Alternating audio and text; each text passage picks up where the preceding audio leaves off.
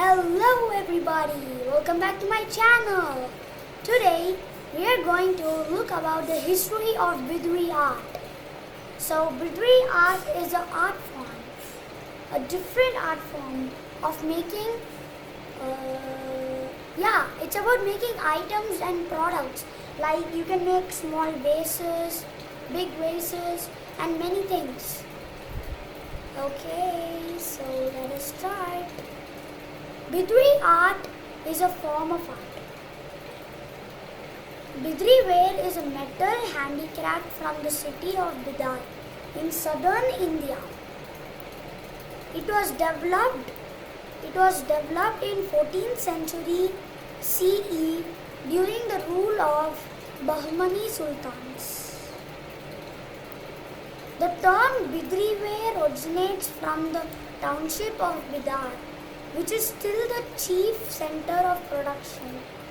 The metal white brass that is blackened forms a great obtained geographical indications of GI registry.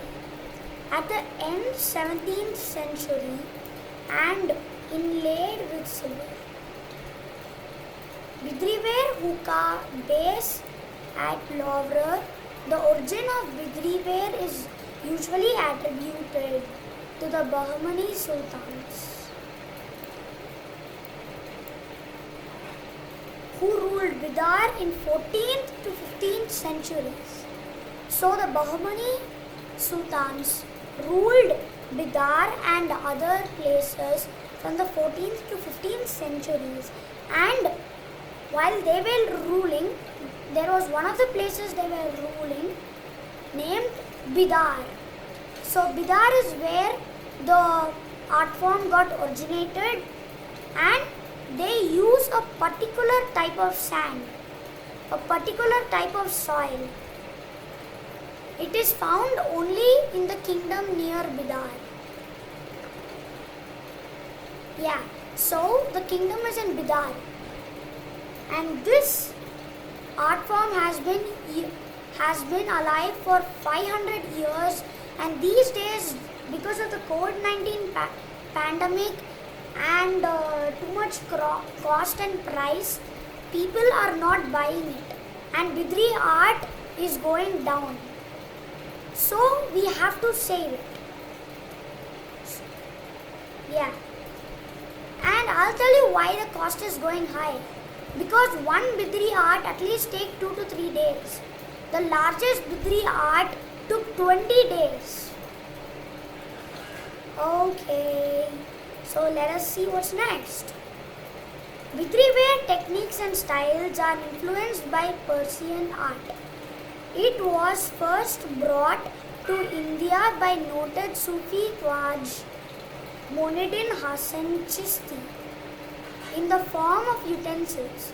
The art form developed in the kingdom that was mix of Turkish, Persian and Arabic influence, which were intermingled with the local styles, and thus a unique style of its own was born. So Turkish, Persian and Arabic influences made them to create this new art form of style, which has become to create small types of items and big items. This made them to create a style of their own. So Abdullah bin Kaisar, craftsman from Iran, was invited by the Sultan Ahmad Shah Bahmani to work on decorating the royal places and courts. Kaisar worked with local craftsmen, and the partnership resulted in Bidri ware under the rule of Ahmad Shah and his son second Alauddin Bahmani. So there was this man named Kaisar who was a craftsman. He lived in a place near Bidar. So he was invited by the Shah Bahmani Shah Bahmani sultans. And here He also helped them to decorate many courts and walls. So I want to tell you something. Bidri art is not just used for making items. You can use it for decorating. And with Bidri art, decoration is very hard. And if you learn it, it's gonna become a big prize for you. Yeah. So let us start. Yeah. Shah Rashid Ahmad Quadri is a recipient of several awards, including a national award which he received in 1988. He is one of the persons from the Sultan Ahmad Shah Bahmani. Yeah, from this place, he is one of them. And he is the recipient who received a national award of Bidri art in 1998 in Karnataka. And he also received state award in 1984. For doing all this, he got an achievement award in 2004 and district Rajyotsava award in 1969. Bidri ware undergoes a 8-stage process: molding, smoothing by file, designing by chisels, engraving by chisel, and then hammer the chisel, pure silver inlaying, smoothing again, buffing and designing by chisels, finally oxidizing by soil and aluminum chloride. So the process goes on like this. First, if they want to make the product, they have to take the half of it. They'll mold it in clay. So one half of it is here, one half of it is here. So after that, they'll pour aluminium inside it and then they'll close it and they'll heat it up for some time. After heating it up, they'll put it near a fan. After that, it cools up and then it dries. So it becomes stiff. After that, they use a lightener to stick them together and then they take a kind of screws, like they take a kind of screwdriver that design, so to design it. After that they do and then they also blacken it with some moisture, a black kind of soil from the Bidar kingdom, and finally after they made those textures, they use a white kind of silver smooth leather kind of string and then they'll put it on top of the design. So it looks different. They blacken it and they make the designs whitish and silver. Yeah. So after that, the molten melter is then. Okay. So let us see now how it is made. First, a mold is formed from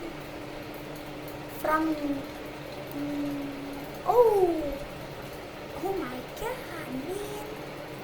First, a mold is formed from soil made malleable by the addition of castor oil and resin. The molten metal is then poured into obtain a cast piece which is later smoothened by filling. The casting is now coated with a strong solution of copper sulfate to obtain a temporary black coating over which designs are etched freehand with the help of metal stylus. This is then secured in a vise and the craftsman uses small chisels to engrave the design over the freehand etching. Fine wire or flattened stripes of pure silver are then carefully hammered into these grooves. The article then is filled, buffed and smoothened to get rid of temporary black coating. This results rendering a silver inlay hardly. The Bidri ware is now ready for the final blackening process.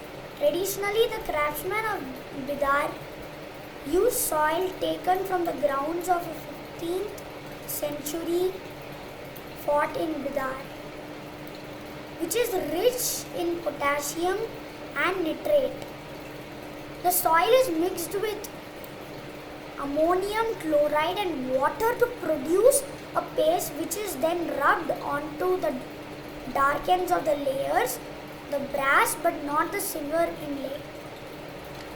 And it won't get stuck with the silver inlay because it is a different moisture that only gets sucked with the metals.